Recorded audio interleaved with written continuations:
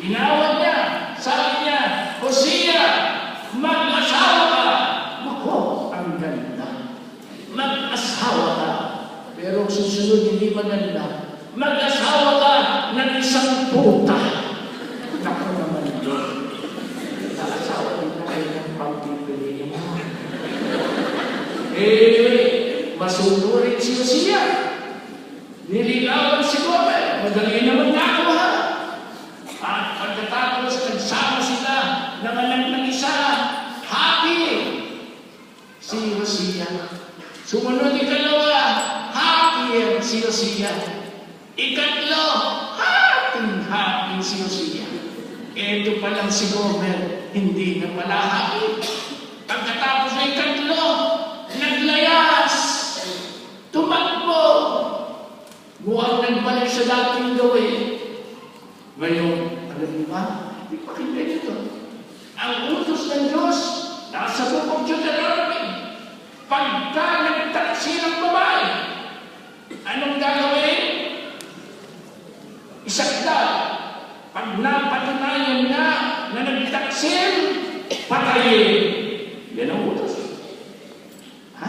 Maliwanag. Kaya dinala sa ating Panginoon yung babae. Na adulteress, sabi sa kanya, Moses in the law commanded us to stone such a one. What do you say? Maliwanag ang batas. Pero alam mo yung Diyos na gumawa ng batas. Nakakapagtaka. Hindi na sinunod naman niya sariling batas.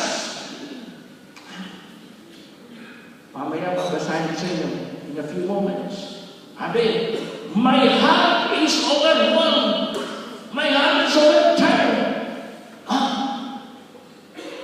Bumabalik ka, lumita ng aking puso. Hindi niya magawa. Napansahan ng tuluyan ang kanyang minamahal. Kanya, ito, sinabi kay Hosea, habulin mo! Kunin mo muli, iyuin mo. At hinabol niya. Hinabol. Nakita niya, sinusubas ka na. Pinagbibili ng auction. Okay. Ang presyo, 15 bushels of grain. At saka 15 shekels. Kalahati na lang halos ng presyo ng isang alipin. Mura na. Kasi ukay-ukay na.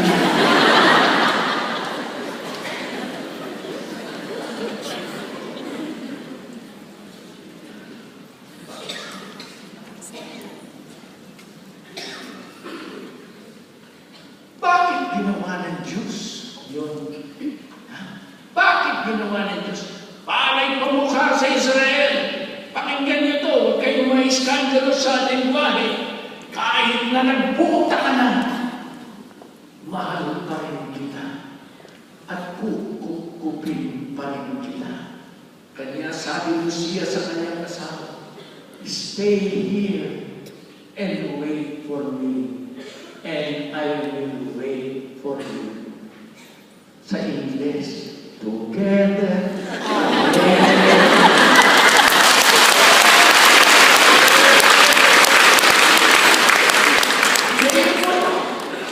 Alam niyo, idinrama yan ng isang charismatic group sa Philippines, mga kabataan nila, natuwa ako, pinakita kung paano hinanap ni Hosea itong si Gomer at nakita na, ino-auction.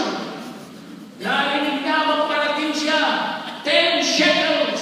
Ang ginawa niyo siya, sumigaw agad, 11 shekels. May sumigaw na naman, 12 shekels. Sagot na naman isa, 13 shekels. Oh, ginawa niyo siya.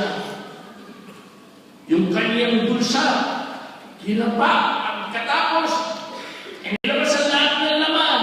At sabi, I give for her everything that I have. Maganda.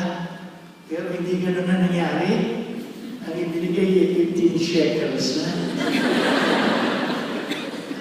Pero, maganda yung insight ng mga kabataan na intindihan nila.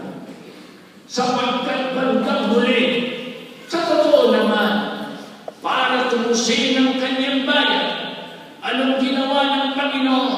Pakinggan ninyo, God so loved the world that He gave His only begotten Son. Anong sabi ni St. Paul?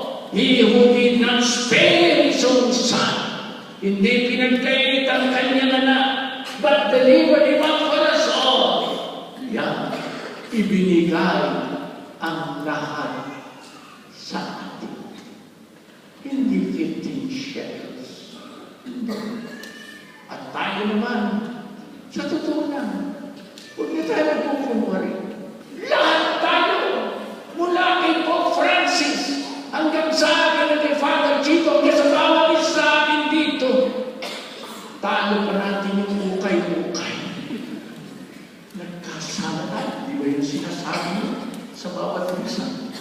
I confess to Almighty God and to you, my brothers and sisters, that I have greatly sinned. Di ba? Hindi naman yung sinasabi, I confess to Almighty God that she has sinned.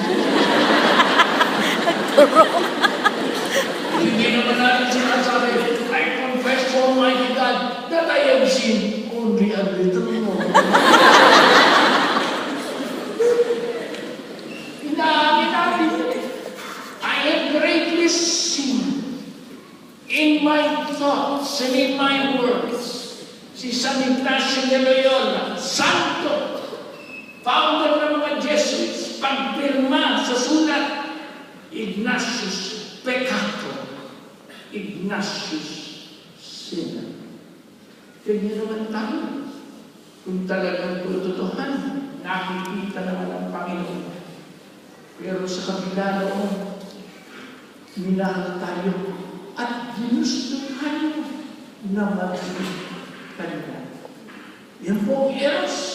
At bandang muli, ito, paulit-ulit natin binabasa sa Biblia. Sabi ng ating Panginoon, the Son of Man did not come to be served, but to serve, and to give His life as a ransom for me. Ha?